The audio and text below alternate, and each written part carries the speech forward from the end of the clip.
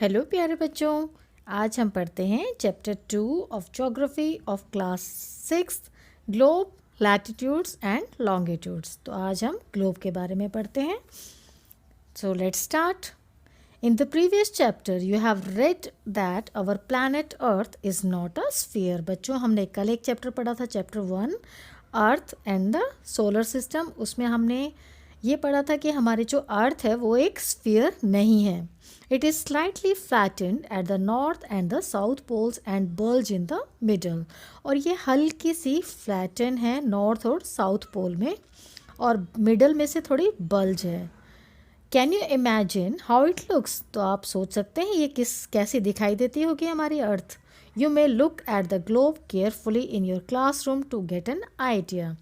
तो बच्चों, आप ग्लोब को केयरफुली देख सकते हैं, जो आपके क्लासरूम में होगा उससे आपको आइडिया मिल जाएगा।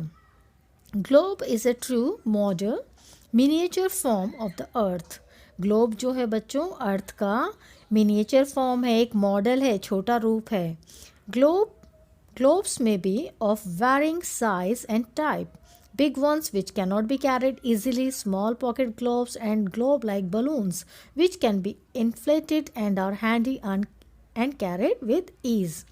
बच्चों, ग्लोब जो होते हैं वो कई तरह के होते हैं, कई साइज़ में अलग अलग तरह के साइज़ होते हैं। कुछ बड़े होते हैं जिनको हम आसानी से कैरी नहीं कर सकते, ले जा नहीं सकते इधर उधर, और कुछ स्मॉल पॉकेट ग्लोब्स होते हैं जो बहुत छोटे, हम उनको कहीं भी ले जा सकते हैं। एंड ग्लोब लाइक बलून, और बलून की शेप में भी होते हैं जिनकी हवा हम निकाल सकते हैं और इजीली हम कहीं भी ले जा सकते हैं। The globe is not fixed. Globe जो है फिक्स नहीं है। It can be rotated on the same way as a top spin or a potter's wheel is rotated।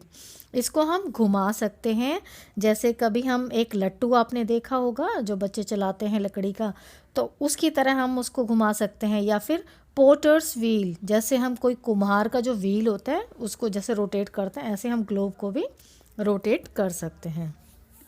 On the globe countries, continents and oceans are shown in their correct size।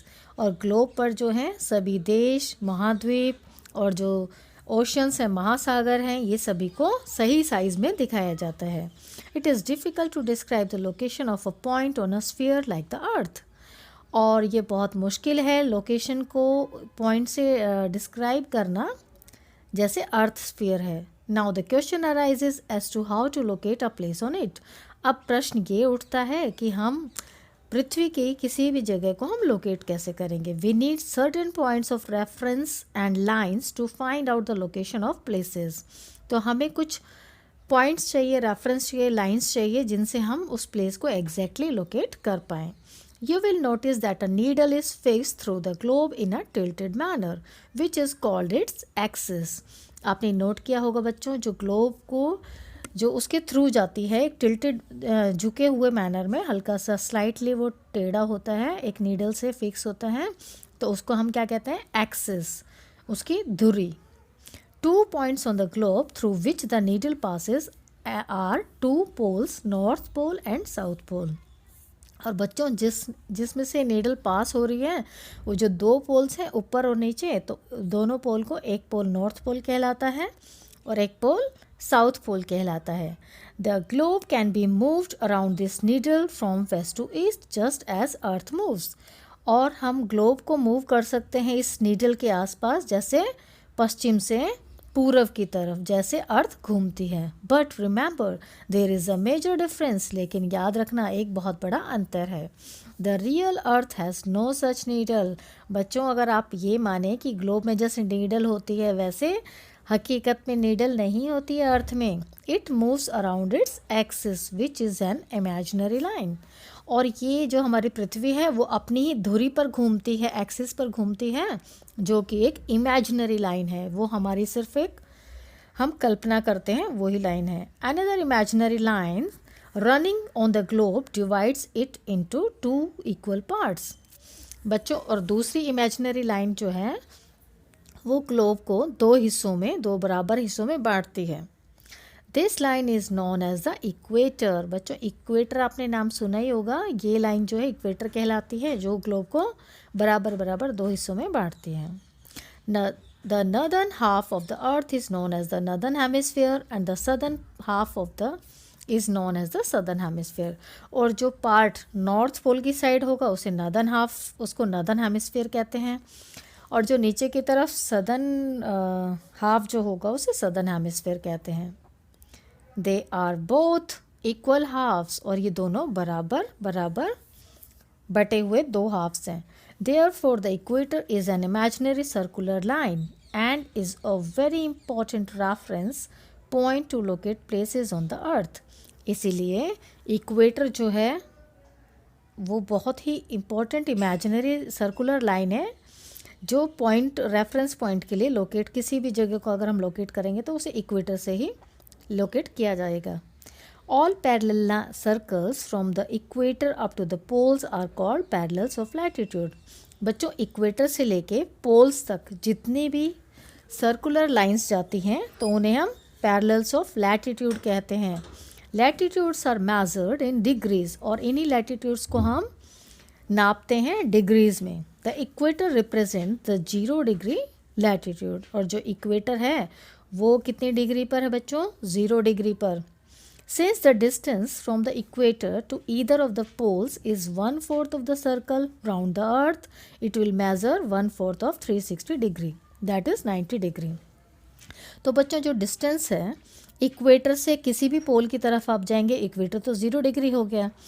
अभी 1/4 of the circle जो अर्थ के round है इसको हम कैसे measure करते हैं? 1/4 of 360 degrees, तो ये 90 डिग्री हो जाता है.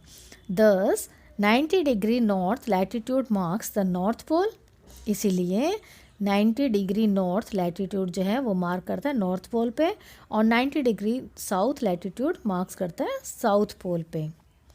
As such all parallels north of the equator are called north latitudes. अब जितने भी नॉर्थ इक्वेटर के नॉर्थ में होंगे उन्हें नॉर्थ लैटिट्यूड्स कहते हैं. Similarly all parallels south of the equator are called south latitudes, और उसी तरह जितने पैरेलल्स इक्वेटर के साउथ में होंगे ना साउथ लैटिट्यूड्स कहते हैं. The value of each latitude is therefore followed by either the word north और साउथ. इसीलिए जितने लैटिट्यूड्स हैं जो उत्तर दिशा की तरफ होंगे उन्हें एन से डिनोट किया जाएगा, और जो दक्षिण दिशा में होंगे उन्हें साउथ का एस, कैपिटल एस से उन्हें डिनोट किया जाएगा, इंडिकेट किया जाएगा. For example both Chandrapur in Maharashtra and Belo Horizonte in Brazil South America are located on parallels of about 20 degree latitude. अब बच्चों एक उदाहरण के तौर पर जैसे चंद्रपुर जो महाराष्ट्र में है इंडिया में है, और बेलो हॉरिजॉन्टे जो ब्राज़ील में है साउथ अमेरिका में, दोनों ही पैरेलल पर हैं 20 डिग्री लैटिट्यूड पर. But the former is 20 degree north of the equator, जबकि जो फॉर्मर है यानी कि जो चंद्रपुर है वो 20 डिग्री नॉर्थ में है इक्वेटर के, and the latter is 20 degree south of it, और जो ब्राज़ील में हॉरिजॉन्टे है वो 20 डिग्री साउथ में है. We therefore say that Chandrapur is situated at 20 degree north latitude. इसलिए हम कह सकते हैं कि जो चंद्रपुर है वो 20 डिग्री नॉर्थ लैटिट्यूड पर स्थित है, and Belo Horizonte is situated at 20 degree south latitude, और जो बेलो हॉरिजॉन्टे है वो 20 डिग्री 20 डिग्री साउथ में दक्षिण के लैटिट्यूड में स्थित है. We can say in figure 2.2 as we move away from the equator the size of the parallels of latitudes decreases. बच्चों हम इस फिगर में देख सकते हैं 2.2 में 2.2 यहाँ पर है, इसमें आप देख सकते हैं जैसे हम इक्वेटर से दूर जाते हैं तो जो लैटिट्यूड है वो उनका साइज़ जो है डिक्रीज़ होता जाता है, छोटे होते जाएंगे. ठीक है बच्चों, यहाँ तक क्लियर है. Now the next topic is important parallels of latitudes. अब बच्चों इतने सारे लैटिट्यूड्स हैं लेकिन उनमें से जो महत्वपूर्ण है उनका हम आगे डिस्क्राइब करते हैं. Besides the equator 0 degree. अब बच्चों आपको हमेशा अगर हम ये तो याद ही रहेगा कि इक्वेटर जो है वो 0 डिग्री पर है. The north pole 90 degree north and the south pole 90 degree south. ये तीनों चीज़ें आपको क्लियर हो गई. Equator 0 degree, north pole 90 degree north and south pole is 90 degree south. There are 4 important parallels of latitude. अब इनके अलावा 4 और महत्वपूर्ण पैरेलल ऑफ लैटिट्यूड है उनके बारे में हम पढ़ लेते हैं। नंबर 1 ट्रॉपिक ऑफ कैंसर है 23.5 degree north in the northern hemisphere. फिर ट्रॉपिक ऑफ कैप्रिकॉर्न है 23.5 degree south in the southern hemisphere. ये दो हो गए बच्चों। ट्रॉपिक ऑफ कैंसर जो है नॉर्दर्न हेमिस्फीयर में और ट्रॉपिक ऑफ कैप्रिकॉर्न है सदर्न में। Now the third one is Arctic circle at 66.5 degree north of the equator, Antarctic circle at 66.5 degree south of the equator। यहाँ तक क्लियर बच्चों? ये आपको एग्जाम में भी आएंगे क्वेश्चंस, तो इसको प्रॉपरली आप समझ लेना। हीट जोन्स ऑफ अर्थ, अभी हम पढ़ते हैं हीट जोन्स कौन कौन से हैं। The midday sun is exactly overhead at least once a year on all latitudes in between the Tropic of Cancer and the Tropic of Capricorn। बच्चों जो मिड डे सन होता है वो एग्जैक्टली हमारे सिर के ऊपर होता है कम से कम साल में, और उन्हीं सभी लैटिट्यूड्स पर जो ट्रॉपिक ऑफ कैंसर और ट्रॉपिक ऑफ कैप्रिकॉर्न के बीच में है। This area therefore receives the maximum heat and is called the torrid zone. और इसी एरिया में बच्चों सबसे ज़्यादा हीट पड़ती है, बहुत गर्मी होती है, तो इसीलिए हम इस जोन को हम कहते हैं torrid zone. The midday sun never shines overhead on any latitude beyond the Tropic of Cancer and the Tropic of Capricorn। जो मिड डे सन है, जो दोपहर का जो सन है, वो कभी भी शाइन नहीं होता ओवरहेड पे किसी और लैटिट्यूड पे ट्रॉपिक ऑफ कैंसर और ट्रॉपिक ऑफ कैप्रिकॉर्न के अलावा। The angle of sun's rays goes on decreasing towards the poles. और जो सन का जो रेज हैं, उसकी किरणें जो हैं सूरज की, वो पोल्स की तरफ कम होती चली जाएंगी। जब जैसे जैसे तिरछी हो जाएंगी तो वो उस पर रोशनी, इसमें गर्मी कम पड़ेगी पोल्स पे। As such the areas bounded by the tropic of Cancer and the Arctic circle in the northern hemisphere and the tropic of Capricorn and the Antarctic circle in the southern hemisphere have moderate temperatures. इसीलिए बच्चों यहाँ पर जितने मैंने अभी बताया आपको, tropic of Capricorn, Antarctic circle, इन सब में सदर्न हेमिस्फीयर हैव, इनका मॉडरेट टेम्परेचर रहता है। These are therefore called temperate zones, इसलिए इन्हें टेम्परेट जोन्स कहते हैं। Areas lying between the Arctic Circle and the North Pole in the Northern Hemisphere and Antarctic Circle and the South Pole in the Southern Hemisphere are very cold। बच्चों जो Arctic circle है उसके आसपास का area और जो north pole है northern hemisphere में, और ये जो अंटार्कटिक सर्कल है साउथ पोल में सदर्न हेमिस्फीयर में, यहाँ पे बहुत बहुत ठंड होती है। इट इज़ बिकॉज, ऐसा क्यों होता है बच्चों? ऐसा इसलिए होता है the sun does not rise much above the horizon, क्योंकि जो यहाँ पर सूरज जो है वो हॉरिजॉन से ऊपर उठता नहीं है। Therefore its rays are always slanting, और जो सूरज की किरणें हैं वो हमेशा स्लैंटिंग होंगी, तिरछी होंगी पोल्स पे। These are therefore called frigid zone, इसलिए इन्हें फ्रिजिड जोन कहते हैं। Now next topic is what are longitudes. बच्चों लैटिट्यूड के बारे में अभी हमने पढ़ा, अब हम पढ़ते हैं लॉन्गिट्यूड्स क्या होते हैं। To fix the position of a place it is necessary to know something more than the latitude of that place. बच्चों किसी भी जगह को लोकेट करने के लिए हमें सिर्फ लैटिट्यूड की ज़रूरत नहीं होती, हमें कुछ और भी जानने की ज़रूरत होती है। You can see for example, जैसे उदाहरण के लिए, that Hyderabad in Pakistan and Allahabad in India are situated on the same latitude. जैसे पाकिस्तान में हैदराबाद और इलाहाबाद जो है इंडिया में, दोनों सेम लैटिट्यूड पर स्थित हैं। कौन से पे? 25 degree 25 north. Now in order to locate them precisely we must find out how far east और west these places are from a given line of reference running from the north pole to the south pole. अब बच्चों अब इनकी positions exactly जानने के लिए हमें क्या ढूंढना पड़ेगा कि इनकी कितनी दूरी है ईस्ट से, वेस्ट से, जिस प्लेस से गिवन ऑफ रेफरेंस होगा। These lines of references are called the meridians of longitude, और इन्हीं रेफरेंस लाइन्स को हम क्या कहते हैं? Longitude. And the distance between them are measured in degrees of longitude, और इन लॉन्गिट्यूड के बीच का जो डिफरेंस है वो हम हमेशा मेज़र करते हैं डिग्रीज ऑफ लॉन्गिट्यूड से। Each degree is further divided into minutes, और हर डिग्री जो है मिनट्स में विभाजित होती है। एंड मिनट्स इनटू सेकंड्स, और मिनट्स जो हैं वो डिवाइड होते हैं सेकंड्स में. They are semi circles and the distance between them decreases. ये सेमी सर्कल होते हैं और इनका जो डिस्टेंस है इनके बीच में वो कम होता जाता है. Steadily towards polewards until it becomes zero at the poles where all the meridians meet. अब पोल्स पे जो है सभी मेरिडियन मिल जाते हैं. Unlike parallels of latitudes, all meridians are of equal length. Thus, अब जितने भी मेरिडियंस हैं वो इक्वल लेंथ इन सब की बराबर रहती हैं, लेकिन लैटिट्यूड की बराबर नहीं थी बच्चों. Thus, it was difficult to number the meridians. इसलिए मुश्किल हो जाता है कि मेरिडियन को नंबर कैसे दिया जाए. Hence, all countries decided that the count should begin from the meridian. इसलिए सभी कंट्रीज़ ने डिसाइड किया, निर्णय लिया कि जो इसका मेरिडियन का बिगिन कहाँ से शुरू की जाना चाहिए. विच पास थ्रू ग्रीनविच, जो ग्रीनविच से स्टार्ट होगी. Where the British royal observatory is located, जहाँ पर ब्रिटिश रॉयल की ऑब्जर्वेटरी स्थित है. This meridian is called the prime meridian, और इसी मेरिडियन को प्राइम मेरिडियन कहते हैं.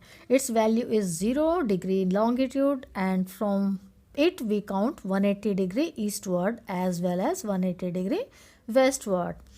तो बच्चों ये लॉन्गिट्यूड जो है ये प्राइम मेरिडियन से स्टार्ट होगा और ये ईस्ट और वेस्ट दोनों तरफ से 180 डिग्री हम ईस्ट से नाप लें या फिर वेस्ट से नाप लें.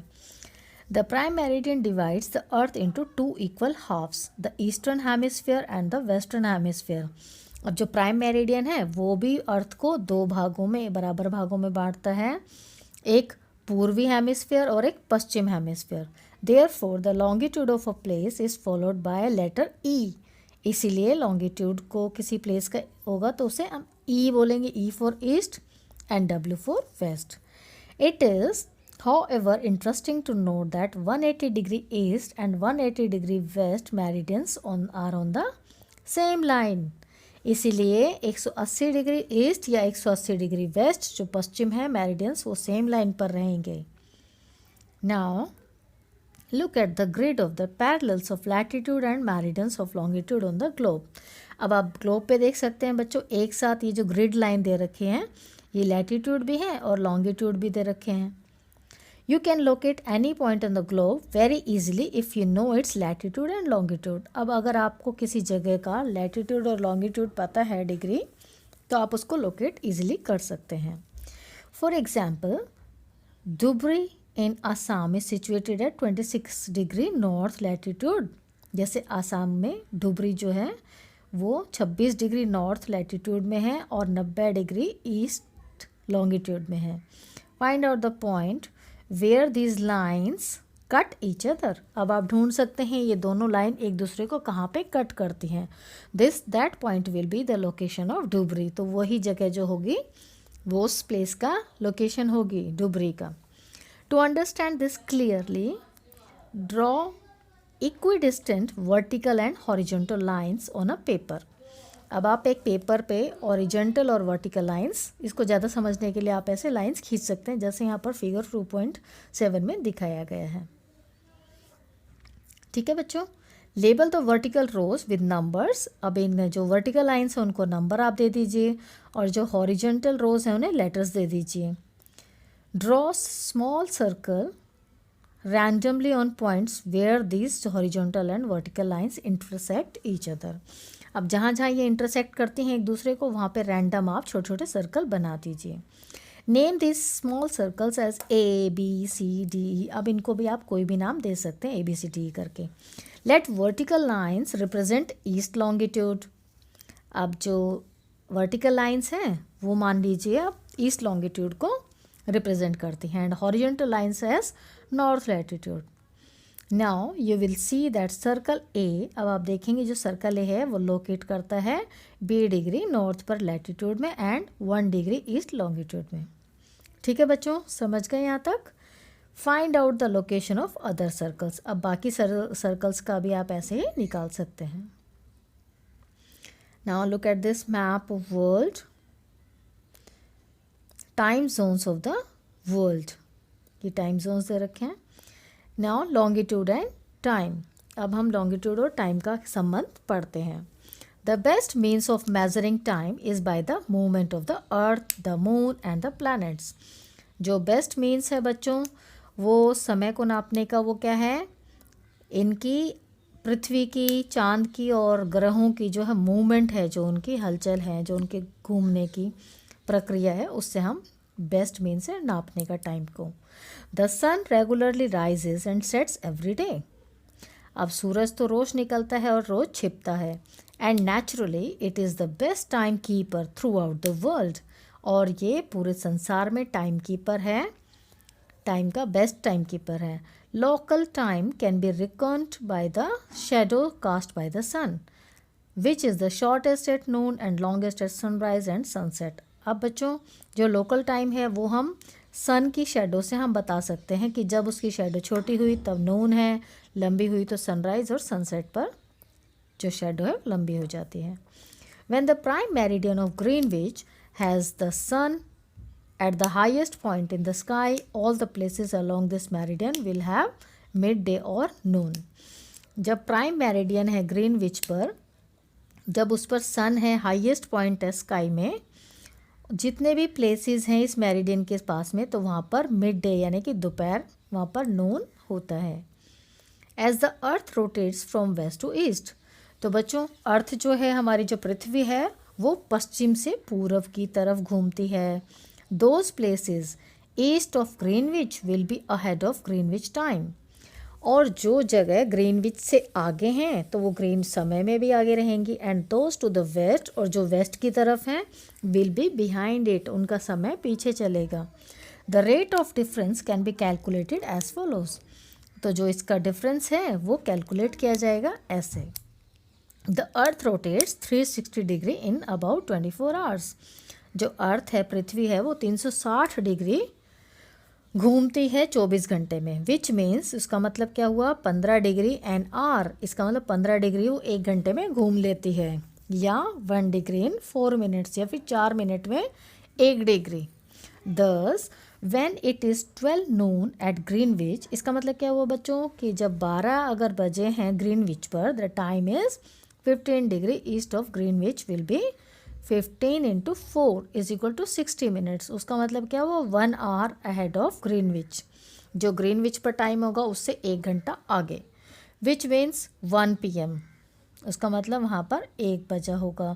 But at 15 degree west of Greenwich the time will be behind Greenwich time by 1 hour. लेकिन अगर ग्रीनविच से पीछे का कोई प्लेस है वेस्ट में, तो उसका 1 घंटा उससे कम होगा। It will B 11 AM। अगर ग्रीनविच पे 12 बजे हैं, उससे आगे जो ईस्ट में होगा उससे 1 घंटा आगे रहेगा, यानी कि 1 बजेगा। और अगर वो वेस्ट में है, उससे 1 घंटा पीछे, तो 11 बजे होंगे। Clear? Now similarly at 180 degree it will be midnight. वैसे ही बच्चों 180 डिग्री पर ये मिडनाइट होगी। When it is 12 noon at Greenwich, इसलिए ग्रीनविच पर जब ये 12 noon होगा।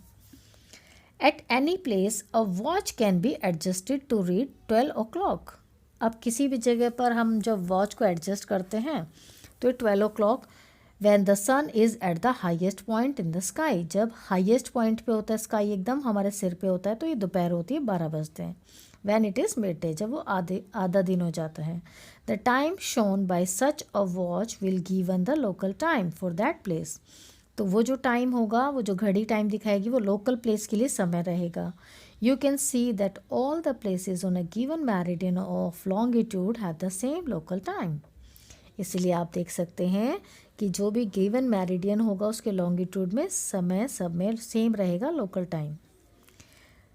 यहाँ तक क्लियर हो गया बच्चों? अभी नेक्स्ट टॉपिक है, why do we have standard time. हमारा स्टैंडर्ड टाइम क्या है, क्यों है? The local time of places which are on different meridians are bound to differ. अब जो लोकल टाइम है अलग अलग जगह का, वो अधिकतर मेरिडियंस को बाउंड करता है, अलग अलग रहता है। फॉर एग्जाम्पल, उदाहरण के तौर पे हम समझ लेते हैं, it will be difficult to prepare a time table for trains which cross several longitudes. कोई ट्रेन जब बहुत सारे लॉन्गिट्यूड्स को जब वो पार करती है तो उसके लिए टाइम टेबल बनाना मुश्किल होता है। इन इंडिया फॉर इंस्टेंस, आप मान लो भारत में there will be a difference of about 1 hour and 45 minutes in the local time of Dwarka in Gujarat. मान लो द्वारका जो गुजरात में है उसके और डिब्रूगढ़ जो असम में है, उन दोनों के समय में 1 घंटा 45 मिनट का डिफरेंस है। इट इज़ देयर फोर, इसीलिए ये necessary to adopt the local time of small of some central meridians of a country as the standard time for the country। इसीलिए कुछ सेंट्रल मेरिडियंस, जो देश के जो सेंट्रल मेरिडियंस हैं, उनको जो स्टैंडर्ड टाइम है कंट्री का, वो हमें देखना पड़ेगा, टू अडॉप्ट करना पड़ेगा। In India the longitude of 82.5 degree east, India में जो लॉन्गिट्यूड है 82.5 degree east, is treated as the standard meridian, उसको हम स्टैंडर्ड मेरिडियन मानते हैं। The local time at this meridian is taken as the standard time for the whole country, और यहीं से हम जो इस मेरिडियन का टाइम जो है पूरे देश के लिए हम इसका स्टैंडर्ड टाइम यहीं से माना जाता है। It is known as the Indian standard time, इसलिए इसको IST कहते हैं बच्चों। IST stand for Indian standard time. तो बच्चों आप पता लगा सकते हैं कि ये IST जो है कौन कौन से स्टेट से गुजर रही है। You can Google it. Now the next, Kabir lives in a small town near Bhopal. जो कबीर है वो भोपाल के पास एक स्मॉल टाउन में रहता है। He tells his friend Alok that they will not be able to sleep tonight। अब उसने अपने फ्रेंड को बताया कि वो रात को अच्छे से सो नहीं पाए। A day and night cricket match between India and England had started at 2 PM in London। और जो इंडिया और ये क्रिकेट मैच है इंडिया और इंग्लैंड का, वो रात को 2 बजे जो है लंदन में स्टार्ट हुआ। This means that the match would begin eight 7:30 PM in India. अब इंडिया के हिसाब से उस टाइम 7:30 बजे होंगे शाम के, and finish well into the night. और जो मैच स्टार्ट हुआ है 7:30 बजे, वो ऑब्वियसली वो रात में ही ख़त्म होगा। Do you know what is the time difference between India and England? बच्चों आपको क्या पता है इंडिया और इंग्लैंड के टाइम में कितना डिफरेंस है? India located east of Greenwich. अब जो इंडिया है वो ईस्ट है, ग्रीनविच के ईस्ट में लोकेट है। At 82°30 east is 5 hours and 30 minutes ahead of GMT, जो कि 5.5 घंटे अहेड है GMT से। GMT is Greenwich time. So it will B 7:30 PM in India, इसलिए शाम के 7:30 बजे होंगे उस time. When it's 2 PM Noon in London, जब रात को लंदन में 2 बजे होंगे तो यहाँ पर सुबह के 7:30 बजे होंगे, शाम के sorry. Some countries have a great longitudinal extent. कुछ कंट्रीज़ का जो है ग्रेट लंबा लॉन्गिट्यूडनल एक्सटेंट रहता है। So they have adopted more than 1 standard time, इसलिए उन्होंने एक से ज़्यादा स्टैंडर्ड टाइम वो चूज़ करते हैं। For example Russia. बच्चों रशिया आपको पता है क्षेत्रफल में बहुत बड़ी कंट्री है।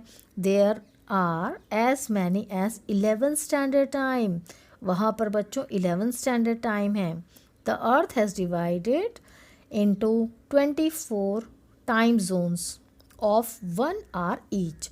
अब जो पृथ्वी को हमने जो बांटा हुआ है वो 24 घंटे का टाइम जोन्स में बांटा हुआ है, हर एक घंटे का, प्रत्येक घंटे का एक।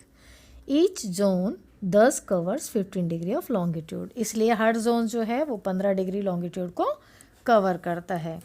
सो बच्चों this is all about this chapter. I hope you understand. अगर आपको नहीं समझ में आया तो आप इसको चैप्टर को दोबारा से और अच्छे से समझ लीजिए, जिससे आपको लैटिट्यूड और लॉन्गिट्यूड का अच्छे से समझ में आ जाएगा।